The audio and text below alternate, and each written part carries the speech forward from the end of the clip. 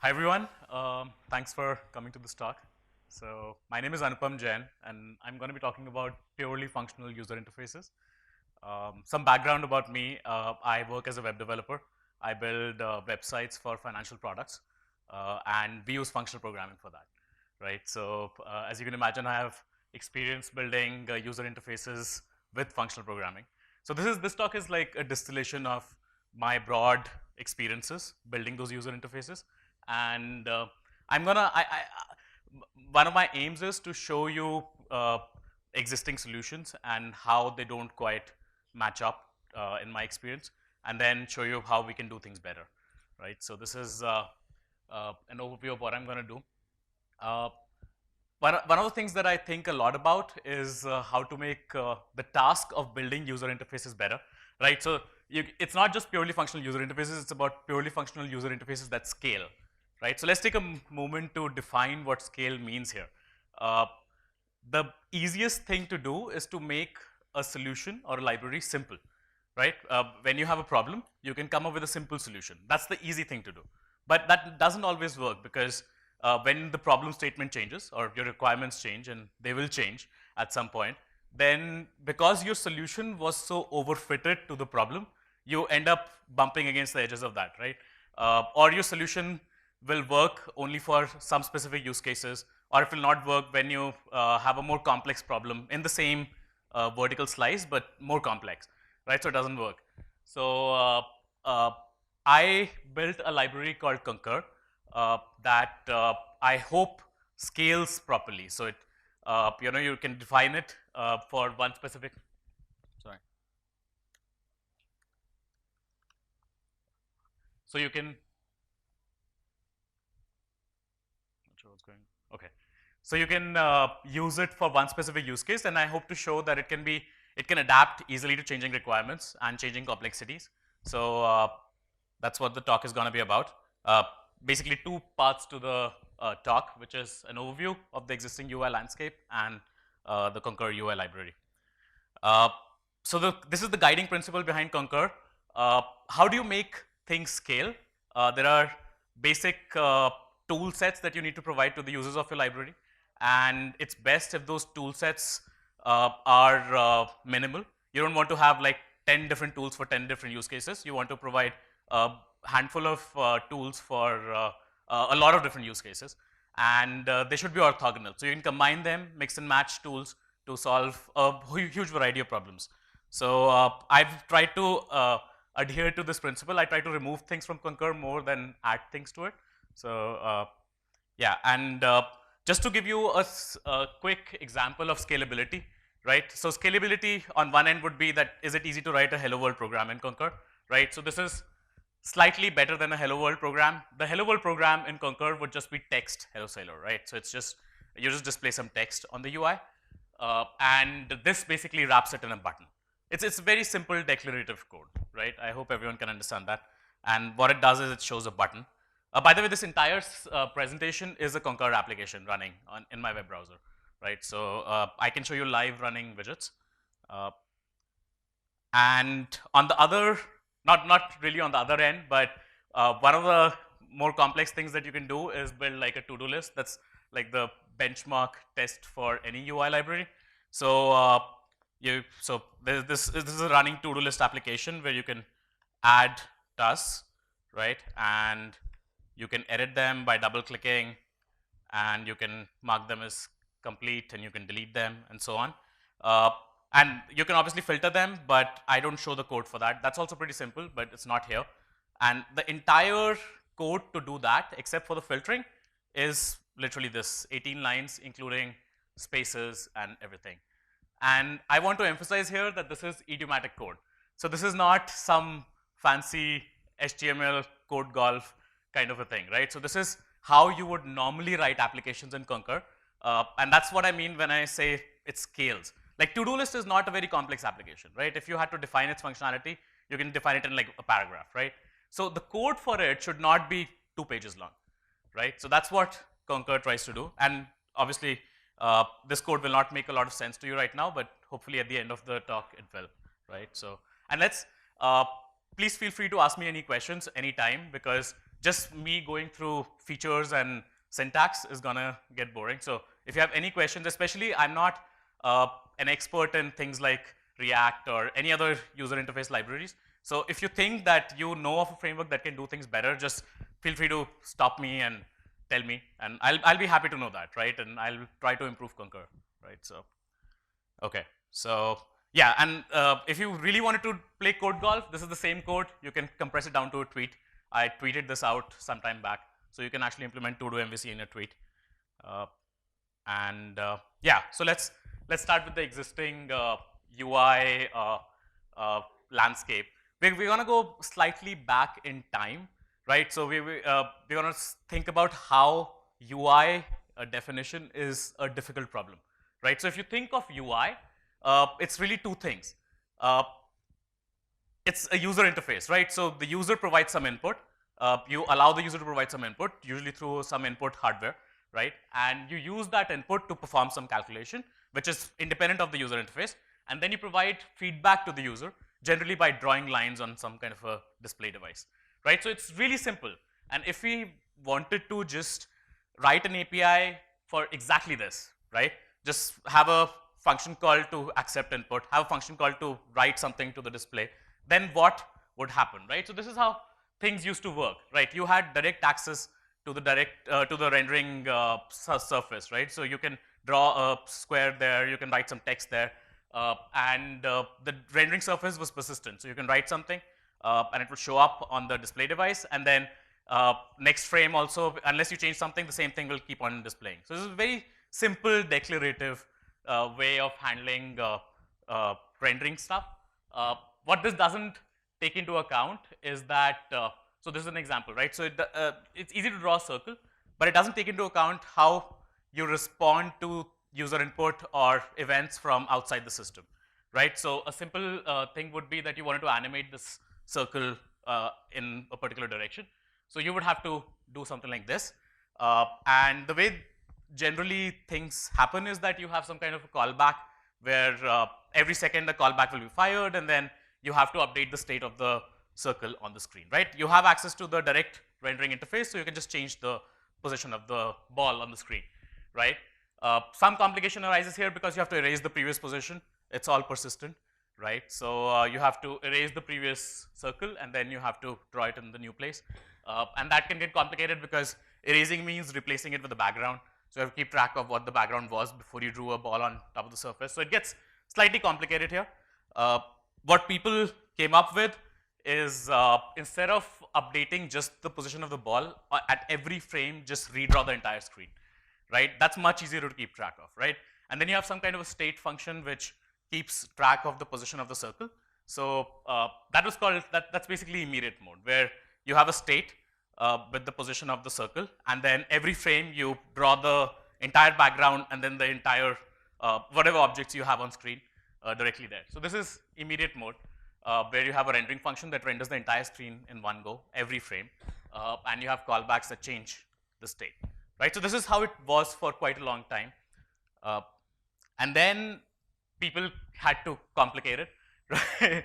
So they came up with this thing called retain mode. Now, why do we need retain mode? So when we're thinking about a single circle on the screen, it's very easy. It looks totally uncomplicated. You don't think that something could go wrong with this.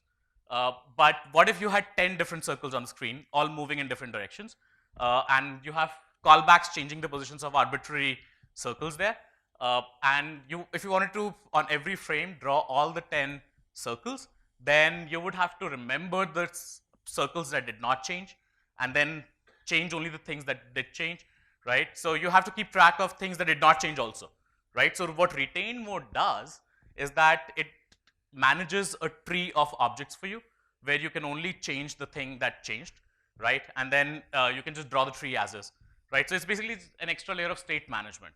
And now we're back to the persistent thing that we had earlier, right? Where but this is a higher level thing. This is at the tree level rather than a pixel level. So we're not persisting pixels, we're persisting an entire tree, and then you change only one part of the tree, and the entire thing can be redrawn every frame, right? So we started with the persistent pixels.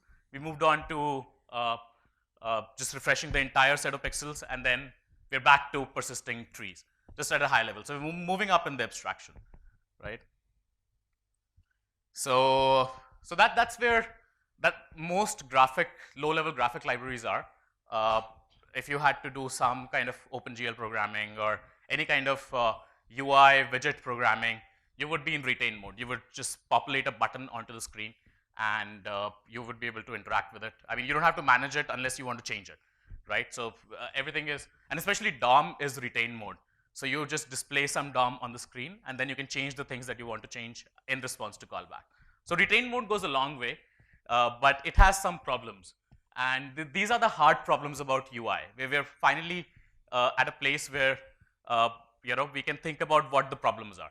These are still unsolved, or people are trying to solve them. No one has the perfect solution for it.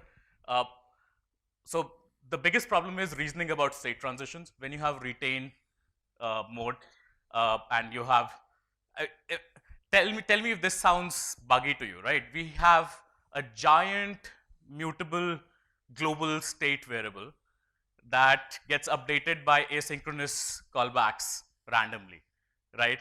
Do you think anything could go wrong with that scheme, right? And that's the way we've been building GUIs most of the time. Like till 5 or 6 years ago, everyone did things this way, right? And I'll tell you what changed like a couple of years ago. So reasoning about state transitions, like when did my state, my DOM element, change from one state to the other? It's very hard for you to reason about. So that's where bugs come in, right? And then you also want your UI definition to be composable. So you want to be able to define some components which are independent, and you can reason about those components independently and then compose them together in one big application. So when you have a giant DOM tree, right, how do you separate things, right? So that's a problem. Some architectures like MVC and all try to solve it. Like jQuery used to be pretty popular, and basically with jQuery you define a component that handles only a part of the tree, the DOM tree, right? And it's responsible for updating it and communicating with other components and things like that, but it was pretty ad hoc. For example, there wasn't a good story about how do you communicate with other components, right? So you don't know when you're getting something else from some other place, right? So it was very hard to reason about that. And mostly with functional programming, this being functional conf, the biggest problem we have is reasoning about things, right? So we want to have a system which, even if it's slightly more difficult to use, we want to be able to reason about it, so that's much easier to refactor. And we know that there are no bugs with it. So then a couple of years ago, people started coming up with VDOM, right? Which is, I think React pioneered it. I'm not really sure if it did, but it came up around the same time, where you basically are back to an immediate model. Like retain mode wasn't working out for us, so we are building an immediate model on top of it, where instead of changing things in a mutable shared state, you basically re-render the entire state every time, right? That's what VDOM is. You basically have you think of your entire web page as a giant DOM tree, and you re-render it on every frame, right? So it's not exactly every frame, but you can think of it like that, on every change, every event that happens. And React, or virtual DOM, is responsible for making it efficient, right? Because you need retain mode for efficiency. So VDOM allows us to go back to the immediate model. And I'm going to argue that the most natural way of writing code is the immediate model, even though most UI libraries use retain mode, right? So Concur uses something much more similar to an immediate mode of drawing stuff. Any questions so far? I'm going to move on to, okay. So while writing Concur, I basically took whatever I thought was great about existing UI libraries, right? So React has only two good things about it, and these are these two things. And they are functional views, which is basically the immediate mode that I just spoke about, where a view is basically re-rendered, conceptually at least, on every frame or every event update. So that's called functional views, because you get an event in, and then you pre-render your entire view without thinking about the state of the view that was there earlier, right? You just assume that you don't have any shared state or safe state that you need to worry about. So it's a functional view. And React also has something new, which is component hierarchy, where you basically define a component, let's say foo, and then you can use it inside a larger component, right? So it has a nice way of doing that. Uh, so I'm going to show you examples of both. So a functional view is basically just this, right? So you have a local state. This is specific to a component, which is the count of how many times the button has been clicked. And then you just render the button every time the count changes, right? So you're re-rendering the entire button. You don't care about what the earlier count was.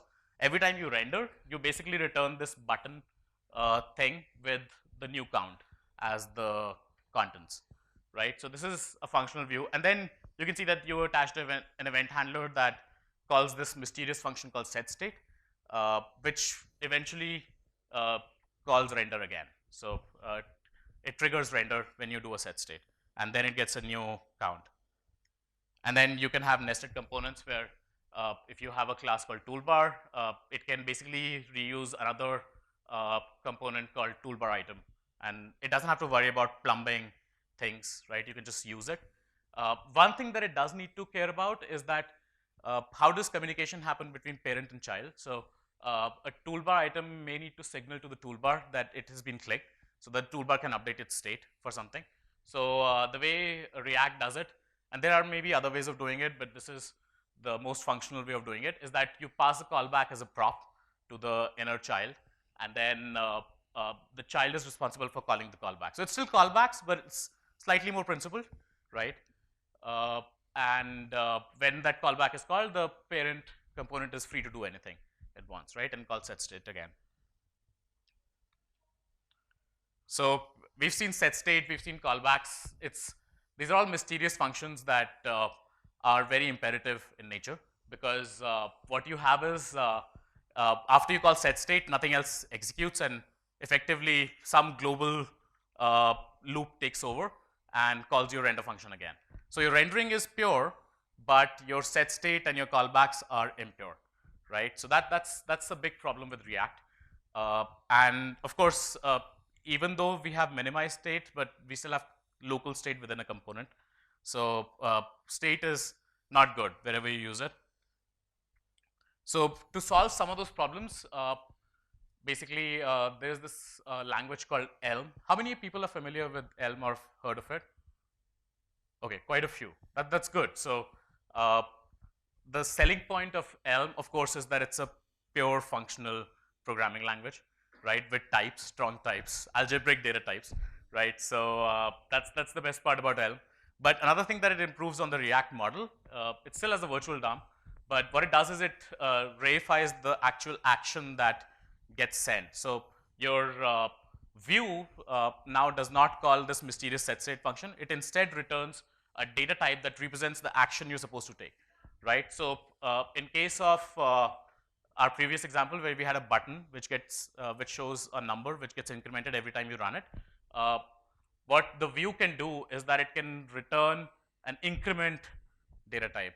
Is this syntax clear to everyone? I was hoping that it's not very complicated, even for people not familiar with Elm. Right.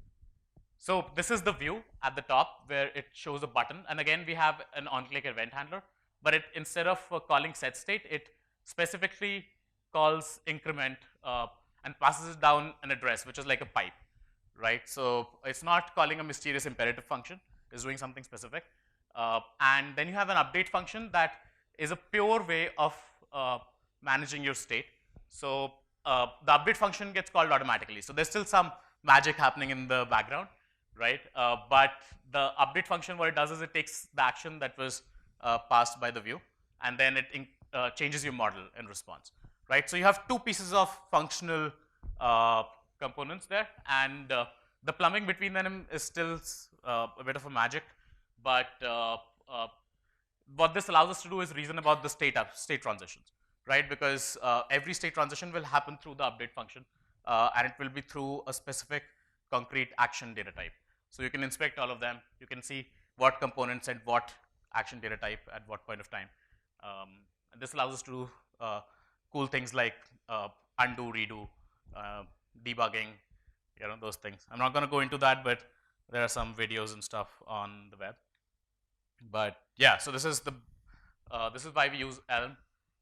And again, these are the good things about Elm. So they are in Concur as well, right? So Concur is based on functional programming languages. It has strong types, algebraic data types, immutable data structures, and we use all of them. Some of the problems with Elm are, apart from the one that I just said, which is that there are some magic bits to Elm, is that it's crippled. So it's a functional programming language, but it doesn't have some of the better parts of functional programming languages like type classes. It doesn't have monads. I don't know if that's a positive or a negative. So you run into the lack of these pretty quickly. So it doesn't scale, right? It's the same scalability problem.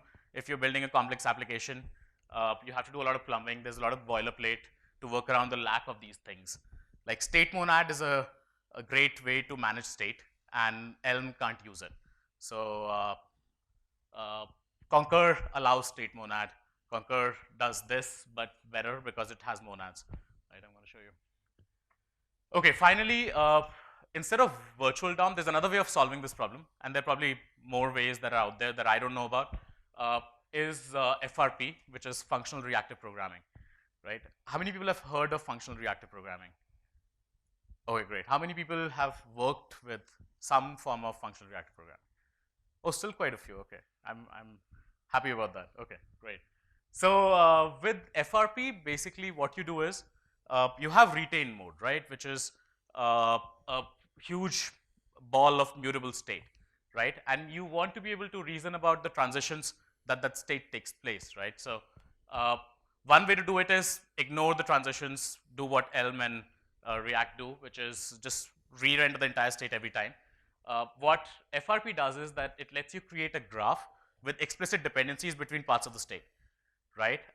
And it has concepts of time-varying values, which are called events and behaviors, and it allows you to combine those time-varying values in different ways and then plug them into the graph, right? So, for example, a simple example. Actually, I'm going to show you an example later on. So, but the concept is that you create a graph and then you just let it run.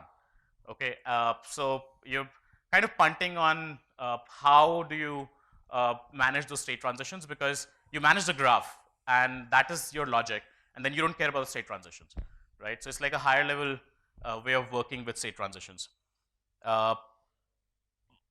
One of the FRP libraries called Reflex that I've used in Haskell, it also uses monadic layout, which for some use cases is pretty great. So it allows you to render components, compose components together using monads. But it has some problems that I'm going to show you. So yeah, so these are the FRP primitives. Basically, you have events, which are things that take place in discrete points of time. So you have, for example, button clicks. So a button click will only happen at some specific points in time. And then you have behaviors, which are things which always have a value at any point of time, right? So for example, system time. You can ask for the current system time at any point. So these are two primitives that you have, and then you can combine them using combinators. So this is just a sample of the combinators we have. You can convert an event to a behavior, right? So how can anyone take a guess at how would you convert an event to a behavior? So if you have, for example, a button click, right, which only happens at some point of time, and you wanted to get a continuous value out of that, right? So how would you do that?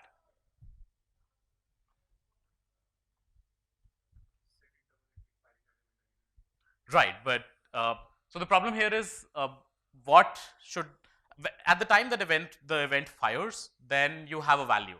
But what about the times that the event is not firing?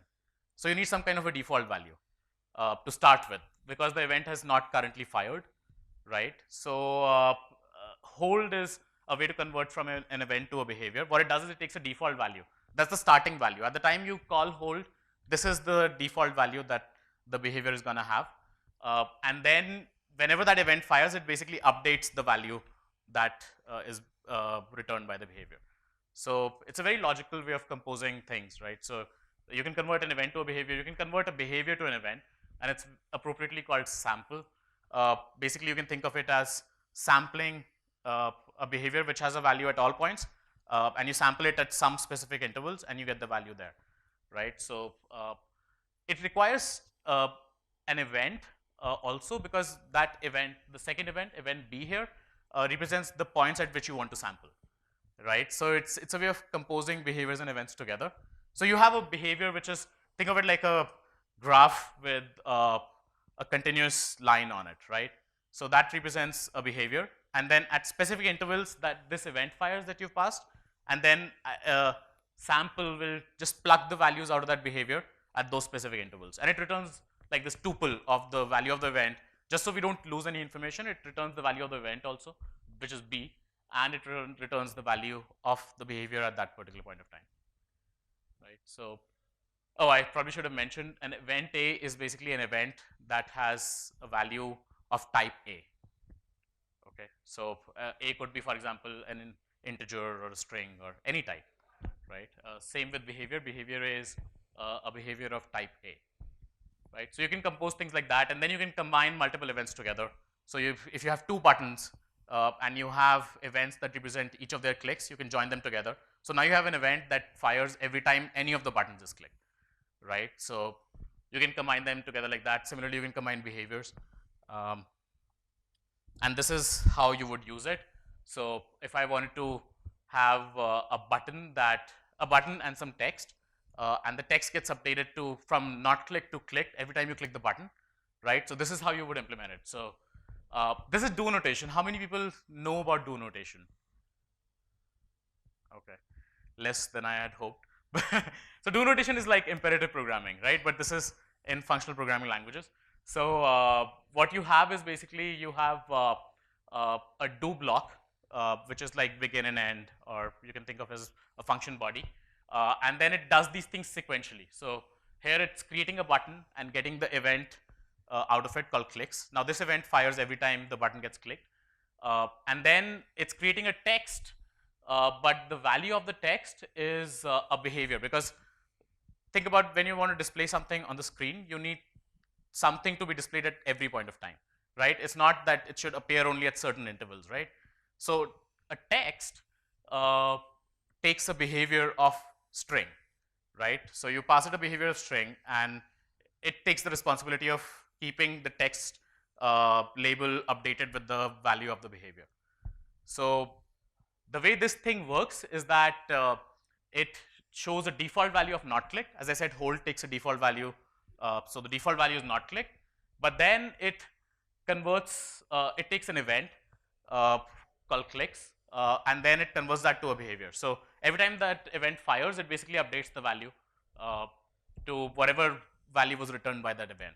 Now, clicks does not return any useful value because a button click, yes. Sure.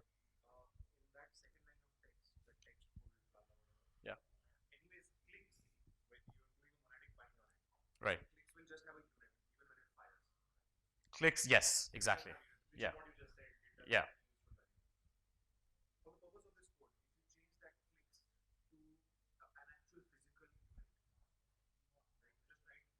Oh no, so these are lifted values. These are not primitive values. Yes, it does, but you need to lift it. So you can say lift unit, right? So it will lift it into an event. It's not really lift. I don't know exactly what that function is called, right? But there's a function to lift it. Oh, you mean if I replace clicks with something else? Yeah. Oh, but what's important is the time at which it fires.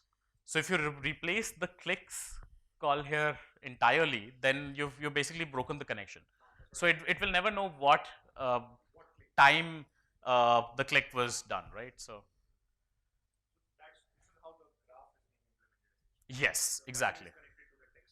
Exactly. So you have a sequential set of statements. Each statement can potentially create a UI element and get some events or behaviors out of it. And these are basically time varying values, right? So And then you can use those time varying values. You can compose different time varying values together and then pass it to a different widget that uses it to display its contents, right? And that's how you build a graph basically with FRP. Uh, Another thing here is that clicks does not have a useful value. So we basically map over all the values that clicks returns. So instead of returning unit, which is like a useless value, we return a string called click, right? So this is this syntax. It basically is an anonymous function here, which takes which says that I don't care about what values returned by clicks. I just want to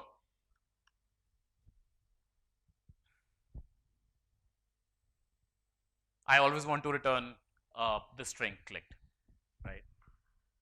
So yeah, that's a short introduction to how FRP works, right? Basically, you create this graph, and this is like a high-level description of what should happen, and then you just let it run, right? Uh, the good things about FRP are that it gives us the concept of returning things from widgets, right? So a button returns a time varying value that represents whenever it's clicked. Text does not have a useful return value because it's just a label, doesn't really do anything. But potentially it could also have a click handler if you're in a web page or something. So it could also return an event. So that's one of the things that's in Concur also. You can return values from widgets. And the other thing is that all of these widgets are functors. So you can map over time varying values, right? So you basically are, you can change the value that is returned by an event or a behavior or a widget. So those are two things that are in Concur as well. The problems with the FRP is that it's slightly more complicated, right? I'm sure lots of people here did not understand that sample of code. So it's difficult for new people to get started with. And it also turns out that it has, in my experience, an unpredictable complexity curve. So I've built like large applications with Reflex, and I was just getting started with it. So it might be, some of it might be my inexperience, but what would happen is that if you want to refactor some things, then suddenly from a simple piece of code, it will become very complex. So it's not a linear curve. It's very unpredictable. In some places, it's linear, some places it's exponential. And it's hard to know when that will happen. And then it uses monadic layout it uses monads for layout, which is, I think, an oversight. Layout is not monoidal, is not monadic, it's monoidal. So basically, layout is a way of composing multiple elements on the screen together. And monads should not figure into it. You should be able to take a widget, take another widget, and put them on the screen together without thinking about monads, right? So it uses monads for widget composition, which I think is complicated and it has problems. And the place where it should provide a monad, it does not. So monads are good for sequencing things. So state transitions should be monadic, but it does not have a monad for that. It instead uses those time varying values that I spoke about. It does not have composable widgets. You can compose events and behaviors together, but not widgets, which is a problem. And if you have a lot of nested stuff, then sometimes it becomes too complicated, right? So, which I already spoke about. But so yeah, so let's come to Concur. It's open source, so you can get it at GitHub, right? And it's also this particular version is written in Haskell, but I also ported it to PureScript, and there's also a JavaScript version. You can find all of them there. There are links on this page. So in building Concur, I only use the freshest ingredients that I could think of. Concur is pretty new. It's only a couple of months old, right? So I would love feedback on this. But basically, it's a strongly typed functional language. So PureScript and Haskell both are great for this. It's a DSL for functional views. It really builds upon React's functional views, uses virtual DOM, and it takes that and builds upon that. It has components, but it does not have mutable state. It has no callbacks. Communication between widgets happens not through callbacks, but through a monad, right? So it's a sequential way of getting things out of a widget and passing it to another widget. And I'm going to show you examples of that. So no callbacks means that it's much easier to reason about. And it has 3 variants right now, and I'm always thinking of porting it to more languages. The JavaScript one, obviously, it's not a pure functional programming language, but I think the JavaScript version also worked out great. It uses async generators. Uh, so yeah, so I mentioned earlier that we want to do things with as few tools as possible, and those tools should be orthogonal. So there are only two things that you need to know about in order to use Concur. You don't need to know about monads to use Concur, right? So there are just two things, which is when you compose widgets together, they are monoidal in the sense that you can append two things together, right? That's it. Uh, and then when you do a transition, so it's monadic, but if what that effectively means is that it's sequential, right? So you basically compose widgets to create a view, and then you transition to another view which has again composed widgets in it, right? So that's the model you need to keep in mind, and this simple model goes a long way, right? From simple applications to very complex applications. Uh, so a widget basically is a very generic thing. It can have different types of views. Typically, we'll use HTML for web views, but I envisioned Concur can be used for desktop applications, or it can also do server-side rendering. So then you won't have HTML. You would rather generate a string that has the HTML content in it. So you can change the view depending on what backend you're using. Right now there are two backends. One is React based and one is virtual DOM based without React. Both of them use HTML as the view. And then a widget needs to have a return type. As I mentioned, with FRP, you have things returning from a widget. But these are not time varying values, these are the values themselves. So a button in Concur has unit as the return value, but it fires only once effectively, right? So the button gets clicked and then it returns a unit. That's what really happens. And then it has a simple DSL for DOM elements. So text label would just be, it takes a string and then it displays a text label on the web page. As I already showed you in the Hello World example, this is the Hello World of Concur. And then you can nest it together using arrays. You can see that lists are great for appending things together. So if you have two lists with some arbitrary widgets, you can append them together in a larger list. So that's why I use lists for DOM elements. So here you have a div with some properties. It has a class called header. And then I have a list of widgets that go inside that div. And to create this list of children, you can use list append, right? So you can get children from two different places and append them together. That's the point of monoidal layout. And you can wrap things together. So as I showed you, the div here wraps two text widgets. Each of these is separate independent widget. And then you can take the text widget and put it inside a button, and you can get this button. If you wanted to put two buttons, then again you can wrap them inside a div, and you have two buttons just like that. So it's a very simple DSL for creating HTML, and you can have two buttons here like that. If you wanted to compose them vertically, then you can basically wrap them individually inside div. So what I want to show here is that you can nest it as deep as you want. It's just simple HTML. And till that point, it's fairly similar to React, but it does event handling in a different manner. So it's not really set state and callbacks. The way it does it is that every widget, and again, this is similar to FRP. Do notation, you have things that happen in a sequence, you have a button and a text, right? But what the button does is that when it gets clicked, effectively the button disappears from the view, right, in Concur. And then whatever happens, whatever widget is next in the sequence, that gets displayed. So this does a fundamentally different thing from the FRP example. Even though the structure is the same, you have a button and then a text, right? But with Concur, the sequencing is used for transitions between widgets. So you can show a button, and then as soon as the button emits an event, you move to a text label display, right? This is pretty fundamental to Concur. So is there anyone who would like me to explain this more? I'll come to that, yeah. So yeah, but if you don't want the first thing to persist, you can just move on to another widget, right? Yes.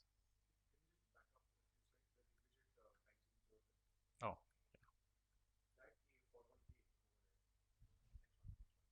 yeah.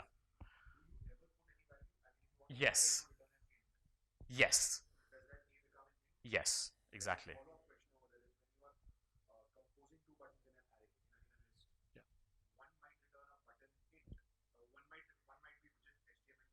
Right. Yes. Yes, exactly. So I'm going to answer both, right? So the same concepts apply to different kinds of events also with different data types, return types. So yeah, it's in one of the following slides. Yes. Okay. So yeah. So uh, okay. So uh, what you have is this sequential widget composition, and the way this widget composition works is that anytime an event fires, the entire widget disappears, the new widget comes in, and that works in a nested format also. So if you have a div that has a button inside it, as soon as the button fires, the entire div disappears, right?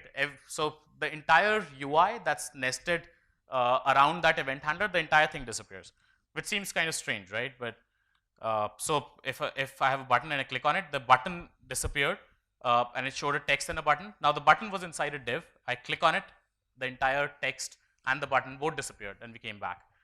This also shows another feature where you have combinators like forever, which basically don't let this entire thing end. It just keeps on running it again and again, right? So after the second widget ends, it just goes back to the first one again. It's like a loop, right? So you can, these are very easy to define. You can define them yourself. Uh, so that's the event model with Concur. Uh, the other thing that it does is that while you're transitioning from one view to the other view, that's a great place to have effects. So Concur has great effect support. You can do things like log stuff. You can use it for debugging. You can use it for bindings to another JavaScript library, for example. Uh, FRP is not that great for bindings because you don't have a clear sense of transition. You basically build a graph and then you let it run, so you don't manage the transitions yourself. And with Concur, there are specific places where you have those transitions, so you can put effects there. It doesn't affect anything in the view. So this is how you would define forever. It's basically just given a widget, it runs the widget, and then when it ends, it just calls itself again. It's like a tail call, right? So you don't need to understand the syntax completely, but these combinators are very easy to define. Uh, so this was your question, right? So if you have multiple buttons with different data types, here is the same data type, but I'm returning different values. And the way I'm returning different values is this dollar syntax is basically mapping over the event that gets returned, right? So this basically has two buttons with the event handlers for each, right? When the button gets clicked, and button event handlers generally return unit, which is no useful value. But I'm using the mapping to return hello from the first one, namaste from the second one, right? So to answer your question, if you have two different data types, you would map over them to make them the same data type. You would, so if you have like int and string, you would probably put an either on top, so you have left int, right string, right, to make it the same data type. So and that has to be done only in this specific place, and then you can take it out and then remove the wrapping. So the rest of the code doesn't have to deal with that wrapping. And this shows that the widget itself is also can be mapped over, and the event handler itself can be mapped over. So there's a subtle change here. Here I'm returning hello from the event handler, and here I'm returning hello from the entire widget. It's the same thing. It does the same thing, right? So what it does is if you click on hello, it says hello sailor. If you click on namaste, it says namaste sailor, right? So that's how you define it.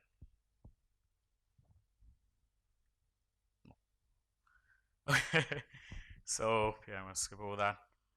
Uh, okay, so this is a good example of what you said, where you have an on change and you have an on focus, two separate event handlers. They return different things because on change has to return the changed value of the text. On focus just says that it's focus, so it's unit, and I wrap it in a data structure that abstracts over the differences, right? So changed returns a string and focus doesn't return anything useful. Uh, this Conquer's model is generic enough to implement Elm architecture in it, which is very simple. So basically, you define your state the way it is, and you define your action data type just like in Elm. And then when you compose the widgets together, you're basically doing it using Conquer's model. But the first part displays the entire view with the event handlers. This is like Elm's view function, and as soon as any event handlers within this fires, the entire view gets removed from the view, right, from the web page. So, but then you have the value of that event handler with you, which is like the action from Elm's model. And then you can use the action to update your state and call itself again. So here so I use the action, whether you clicked on the remember me checkbox or you clicked on some text box or did whatever. And then I call the same widget again with a different set of parameters to represent that change in state. So this is effectively Elm's model, and since it uses virtual DOMs, which is the same thing as Elm, so it boils down to the same thing in the application.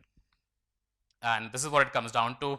Every time I type something, it fires an event, but then it changes the value of the text box, right? But it doesn't end the entire application. So this was your question, right? So you want a persistent checkbox and text widget there. So how do you do that? So every time this event fires and it's about to be removed, I just call the same widget again with the same parameters, and it just gets displayed again. And React makes it so, or Virtual DOM makes it so that you don't see the transition, right? So it just calls the same widget again with a different value of the text box, and it displays that. Only when I click on submit does it actually end and update the text on top, right? So it doesn't update it every time I type something here, but it updates it every time I click on submit, right? So these applications are easy to build with Conquer. And then because it's a monad, you get like cool things like, what if you wanted to show a list of forms and get all their values out in an array? And this is sequentially. So you show form 1, get the value out, form 2, get the value out, and so on till the very end. And then at the end, you want a list of all the values that came out. So that's simply traverse. So you traverse over a widget and you get that behavior, right? So this scales, right? So this is the scalability thing, right? So you can use whatever monadic combinators you want to use and it'll just work, right? So persistent widgets, I also have another solution called signals, which is like poor man's FRP, right? I'm just going to take 2 minutes to quickly go over that. Basically, a signal is an abstraction over a widget. And again, this is implemented in like half a page of code, right? So it's not very complicated on top of widgets. But basically, it's a widget that recursively calls itself. It's a forever looping widget.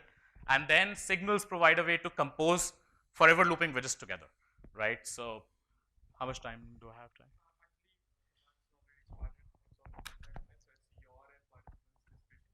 Okay, perfect. Okay. Okay, so I'm almost done with most of my stuff, but I'll leave some time for questions after that. So yeah, so with signals, you can write very similar code as what we had earlier, but now it's a signal. And all these divs and buttons, all those combinators that you've defined, I made them all generic. So they can be interpreted as signals or widgets, right? You just write them, and depending on the type signature, it does the right thing, right? It makes them a signal or it makes them a widget, right? So you don't have to change your code. But now what has happened is that every time you click on a button, it doesn't disappear from the view, right? Because it's a signal. It's a forever running widget. One good thing it has over FRP is that the return value from a signal is not a time varying value, it's a normal value, right? So you don't have to deal with the complexity of joining events together, joining behaviors and events and doing those things. You can basically get a value out, and then you can pass it to another text label there, and it just works regularly, right? You can just, you can have an effect that logs it as string, and it'll just work. Okay, so yeah, signals compose just like a regular monadic thing. So here I have that hello widget. I can run it twice, and both of them will be on the screen at the same time, because this basically gives you what FRP gives you, and it gives you that monadic layout, which has its own problems. So signals have the same problems. So, but we also provide widgets to get over those. And then signals can be easily converted to a widget by just calling dyn. There's a function called dyn, and it becomes a widget now. It's all magic, right? So, And then what if you traverse over all signals instead of traversing over all widgets? So because signals are persistent, when you traverse over a form, let's say 100 times, it will show 100 forms in the same page. And then you can fill all of them. And then when you submit all of them, it will show you the result as an array, right? So signals have different semantics, but it's the same code. The same code works for both signals and widgets. That's all I had. I wanted to show you some live code. Like this slide deck is written in Conquer. I can change code right now and it just immediately changes. So, but unfortunately we don't have a lot of time. So any questions that I can answer? No? Okay, great. Thank you. Thank you very much.